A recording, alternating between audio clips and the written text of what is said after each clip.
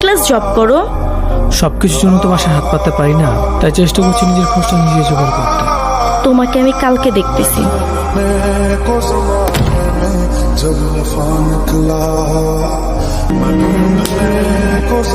তুমি এরকম একটা নিচু কাজ করো, এটা যদি আমি আগে জানতাম আমি কখনোই তোমার সাথে সম্পর্কে যাইতাম না। আকাশ, তুমি ভুল বুঝতেছো, কোনো কাজে ছোট বড় হয় না।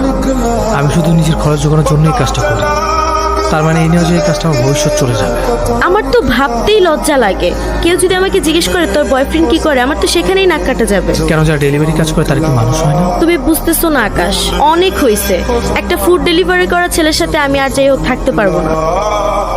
তোমার তো কোনো যোগ্যতাই নেই আমার সাথে প্রেম করার। আর তোমার এই ফালতু গিফট, এগুলোর আমার কোনো প্রয়োজন নাই।